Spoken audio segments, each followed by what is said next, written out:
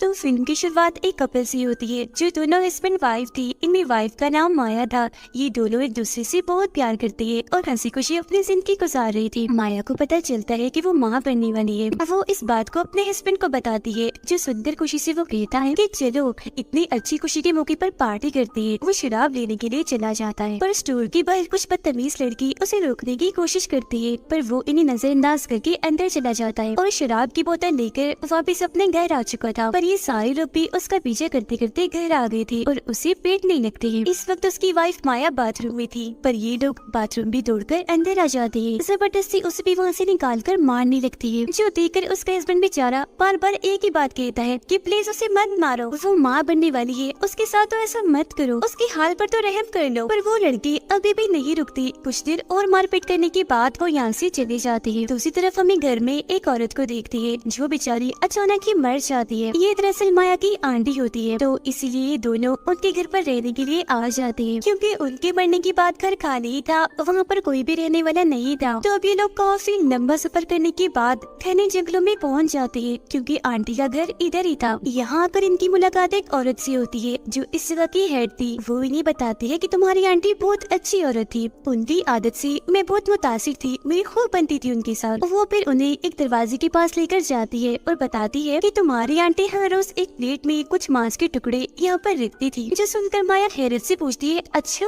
वो किसके लिए रखती थी? जिस पर वो हेड जवाब देती है कि छोटे यानी बोधे गरीब लोगों के लिए, जिनका एक अलग ही ग्रुप है। उन लोगों को रेड कैप्स के नाम से जाना जाता है। पहले तुम्हारी आंटी के हस्बैंड की मौत हो गई एक खतरनाक बीमारी की वजह से, जिसके बाद वो दुखी रहने लगी क्योंकि वो छोटे लोग रेड कैप्स उन्हें कसूरवार ठहरा रहे थे। जिससे बाद में तुम्हारी आंटी को भी एहसास हुआ कि वो मुझे ऐसा इसलिए कह रही है क्योंकि मैंने कुछ दिन उन्हें खाना नहीं डाला। तो हो सकता है उनका दिल दुखा होगा और उन्होंने मुझे बददुआ दी होगी और मेरे साथ ऐसा हो गया। यानी पहले मेरा हस्बैंड और फिर मेरा बच्चा भी मर गया। तो इसीलिए अब मैं चाहती हूँ कि इस ट्रेडिशन यानी रिवायत परंपरा को अब तुम आगे बढ़ाओ माया, क्योंकि तुम भी तो माँ बनने वाली हो ना। मैं नहीं चाहती कि तुम्हारे साथ भी कुछ ऐसा हो। जिस पर खुशी से माया कहती है कि हाँ क्यों नहीं, आप फिक्र मत करिए, मैं आपसे वादा करती हूँ कि अब से इस ट्रेडिशन को मैं आगे बढ़ाऊंगी, अपनी आंटी की जगह मैं लूंगी। माया को यहाँ एक तस्वीर मिलती है जिसमें एक छोटी सी बच्ची थी, जिसे देख वो समझ जाती है कि ये जरूर मेरी आंटी की बेटी होगी। आज ही वो सुपरमार्केट चली जाती है जहाँ से जरूरत का सारा सामान मिलता था। वो वहाँ से बहुत सारी चीजें खरीदते हैं। ये लोग पैसे देने के लिए जब काउंटर पर जाते हैं तो स्टोर का मालिक इनसे पैसे नहीं लेता, ये कहती हुई कि तुम उस घर में रहने के लिए आए हो तो मैं तुमसे पैसे नहीं ले रहा। तो ये लोग खुशी खुशी सामान लेकर यहाँ से जाने लगते हैं। रास्ते में एक वीरान जगह पर रुकते हैं जहाँ एक फैमिली रहती थी जिसका नाम विलन फैमिली था। ये दोनों एक बार में जाते हैं जहाँ ये सारे लोग एक नजर बस इन्हें ही घूरे जा रही थी। फिर अचानक नॉर्मल होकर सारे लोग इनका वेलकम करते हैं। ये लोग जब बैठे थे तो इनके पास एक बूढ़ा आदमी आता है, कहता है कि बेटा मेरी एक बात हमेशा याद रखना, उस फैमिली के हेड विलन और उनके बच्चों से अपनी वाइफ को दूर ही रखना। अब बार की मालिक यानी हेड कहती है कि मैंने तुम्हारे जिम्मे कोई काम लगाया था, किया रेड कैप्स को खाना डाला? जो सुनकर माया कहती है, ओह शिट मैं तो भूल गई थी कि उन्हें भी खाना डालना है। ये सुनकर वो हेड माया को साइड में लेकर जाती है और कहती है कि तुमने क्या किया, खाना नहीं डाला, वो भूखी होंगी, उन्हें खाना दो। अब हम उस बूढ़े आदमी को देखते हैं। वो जंगल के रास्ते से गुजर रहा था, उसके साथ उसका डॉग भी था जो अचानक खुद को छुड़ाकर वहाँ से भाग जाता है। तब बूढ़ा आदमी उसे ढूंढने के लिए जंगल में आ गया था, जहाँ तभी अचानक कोई अनजान चीज जो मॉन्स्टर लग रहा था उस पर हमला कर देता है और उसे जान से मार डालता है। फिर अगली सुबह जब माया और उसके हस्बैंड नींद से जागते हैं तो उन्हें एहसास होता है जैसे उनके घर में कोई घुस आया है। ये लोग जब चेक करते हैं तो वहाँ विलन फैमिली थी जो इनके घर का सामान सेट करने, घर को बिल्कुल ठीक करके नया बनाने के लिए। माया को ये पूरी ही फैमिली खास तौर पर विलन काफी अजीब लगती है। फिर बाद में ये दोनों सामान खरीदने के लिए एक बार फिर स्टोर में जाते हैं। इस बार ये खाना भी लेते हैं और साथ में मांस के कुछ टुकड़े भी उन छोटे बोले लोगों के लिए, इन्हीं रेड कैप्स के लिए। सामान खरीदने के बाद अपनी आंटी की कब्र पर जाते हैं फूल चढ़ाने के लिए। यहाँ पर तभी एक फादर भी आ जाता है जो इन दोनों को बता रहा था कि तुम्हें ये तो पता चल ही गया होगा कि तुम्हारी आंटी की बच्ची की भी मौत हो गई है, जो एक लड़की थी, मगर उस बच्ची की लाश आज तक नहीं मिली। जो सुनकर दोनों ही काफी हैरान रह जाती है। घर जाते हुए इन दोनों को हेड मिलती है। माया उसे पूछती है कि तुमने तो कहा था कि आंटी की बेटी की मौत हो गई है, पर फादर ने तो हमें ये बताया है कि उसकी लाश कभी मिली ही नहीं। तब हेड सच बताती है कि असल में तुम्हारी आंटी ने उन बुरे लोगों के साथ एक डील की थी। डील ये थी कि वो अपने हस्बैंड को बीमारी से बचाना चाहती थी, जिस पर बुरे लोगों ने बीमारी को ठीक करने के बदले तुम्हारी आंटी से उसकी बच्ची मांग ली, तो मजबूरन उन्हें अपनी बच्ची बोनो को देनी ही पड़ी। उसकी बात सुनकर माया को यकीन नहीं आता और ये दोनों यहाँ से निकल जाते हैं। माया जब नहाने के लिए वॉशरूम में जाती है तो तभी उसकी नजर खिड़की पर पड़ती है। वहाँ एक आदमी था जो दरअसल विलन का बड़ा बेटा था। वहाँ खड़ा होकर माया को वो घूरने लगता है।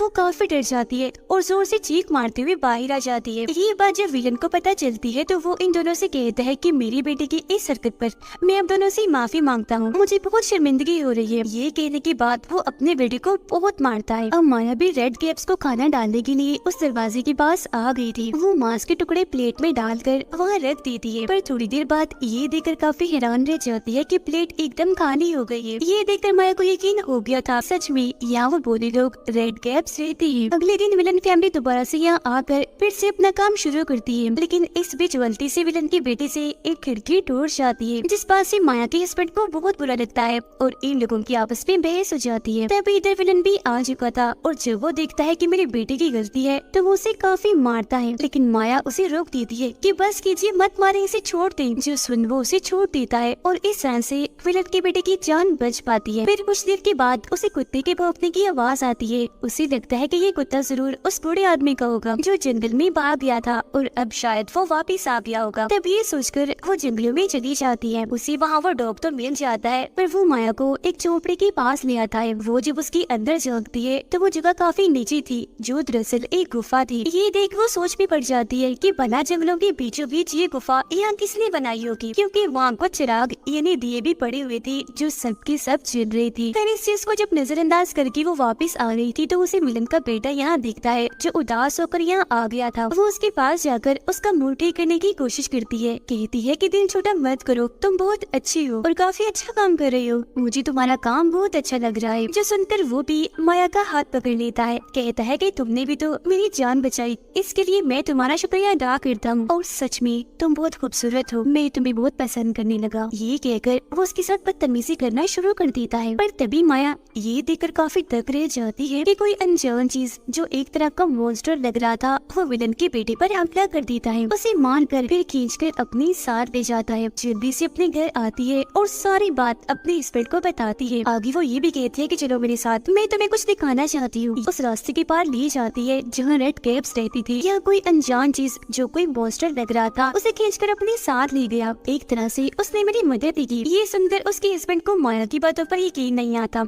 वो तो उल्टा उस पर गुस्सा करने लगता है कि शायद तुम्हारा दिमाग खराब रहने लगा है। अच्छा अब छोड़ो इन बातों को, जल्दी करो, घर जाओ, मैंने बाहर में जाना है। बाहर में जब वो आता है तो यहाँ विलन के दोनों बच्चे भी आए हुए थे। तो वो उसे सवाल करती है कि हमारा भाई मिल नहीं रहा, बताओ कहाँ है वो, शायद तुमने उसे देखा होगा। जिस पर माया का हस्बैंड कहता है कि मुझे नहीं पता, मैंने किसी को नहीं देखा। लेकिन ये लोग फिर भी उसके साथ बदतमीजी करने लगती है, जोर जोर से उस पर चिल्लाने लगती है, जिस पर से बार के मालिक उस हेड को काफी गुस्सा हो जाता है और वो इन दोनों को कहती है कि फौरन निकलो, चले जाओ मेरे बाहर से। उधर माया जब घर में अकेली थी तो उसे ऐसा महसूस होता है जैसे उसके अलावा घर में कोई और भी है। वो जब दरवाजे पर देखती है तो काफी हैरान रह जाती है, क्योंकि एक बहुत ही छोटा सा मॉन्स्टर जो बोना था घर के अंदर घुस आया था, जिसने अपने हाथ में प्लास्टिक का बैग भी पकड़ा हुआ था। माया उसे देखकर काफी डर जाती है, पीछे पीछे हटने लगती है। जो माया के पास आता है वो उसी बैग पकड़ा कर उसे बगैर कुछ कहे ही यहाँ से चला जाता है। पर जाते जाते वो इस भोले मॉन्स्टर रेड कैप की तस्वीर बना लेती है। वो अब जैसे इस बैग को चेक करती है तो अंदर देखकर उसकी हालत खराब हो जाती है, क्योंकि उसके अंदर विलन की उस बेटे का कटा हुआ सर था। फिर रात होते ही उसका हस्बैंड भी घर आ चुका था, जहाँ माया उसे सारी बात बता देती है कि आज मैंने उन छोटे लोगों यानी रेड कैप्स को पहली बार देखा। वो हमारे घर तक आ गए। अब उसका हस्बैंड जब उस बैग को चेक करता है तो वो भी काफी डर जाता है। माया उसे रेड कैप की वो तस्वीर भी दिखाती है जो उसने चिपके से बनाई थी। अब तभी बाहर विलन फैमिली भी आ चुकी थी। बाहर से कहता है कि दरवाजा खोलो,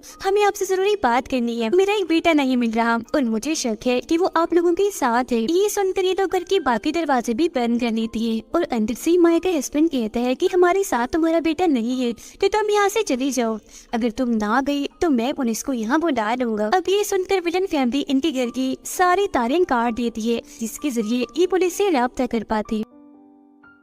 अब माया उस सर वाले बैग को फेंकने के लिए चोरी छुपे यहाँ से जाने लगती है, पर विलन की बेटी उसे देख चुकी थी और वो बैग में उसके हाथ लग गया था। बैग को चेक करने पर उसे पता चल जाता है कि हमारा भाई मारा दिया है, पर इससे पहले वो माया को कुछ कहती वो यहाँ से भाग चुकी थी। उस दरवाजे से निकलकर वो रेड कैप्स के इलाके में पहुँच गई थी। विलन को भी अब तक पता चल चुका था कि उसके बेटे को मारकर उसका सर काट दिया गया है। उसे इन दोनों पर शक होता है, इसीलिए वो अपने दोनों बच्चों को कहता है कि जल्दी से इस घर को आग लगा दो, जिसके बाद ही लोग उस पूरे ही घर में आग लगाना शुरू कर देती है। विलन का बेटा भी माया के हस्बैंड को पकड़कर उसे खूब मारने लगता है। उधर माया जंगलों में आ गई थी और यह अगर जोर जोर से कहने लगती है कि रेड कैप्स तुम लोग कहाँ पर हो, प्लीज जल्दी से बाहर आओ, मेरी मदद करो, कुछ लोग अभी मारना चाहती है। पर उसकी इस बात का आगे से कोई जवाब नहीं आता। पर घर में जब विलन की बेटी आग लगा रही थी तो ये देखकर काफी हैरान रह जाती है कि धीरे धीरे करके घर की सारी आग बुझ रही है और इसी के साथ घर के अंदर वो सारे रेड कैप्स आ जाती है जो विलन और उसकी बेटी पर हमला कर देती है, क्योंकि एक तरह से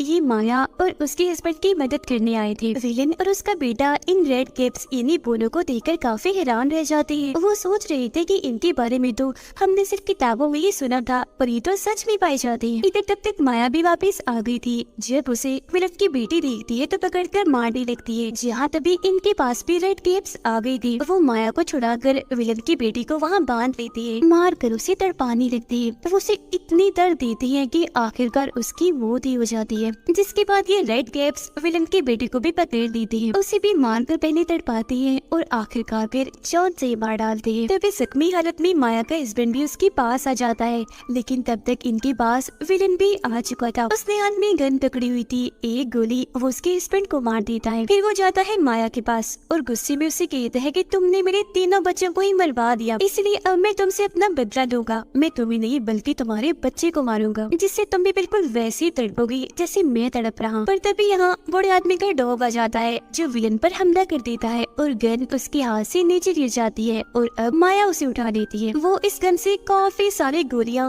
विलन पर चलाकर उसे भी मार डालती है, जिससे अब आखिरकार इन दोनों की जान बच पाती है। इसी रात माया का एक प्यारा सा बेटा पैदा होता है, जिससे ये दोनों बहुत खुश होते हैं। अब माया घर के अंदर काम कर रही थी तो रेड कैप्स यहाँ आती है और उनके बच्चे को उठाकर अपने साथ ले जाते हैं। माया उन्हें देख चुकी थी और अपने बच्चे को बचाने के लिए उनके पीछे पीछे जाने लगती है।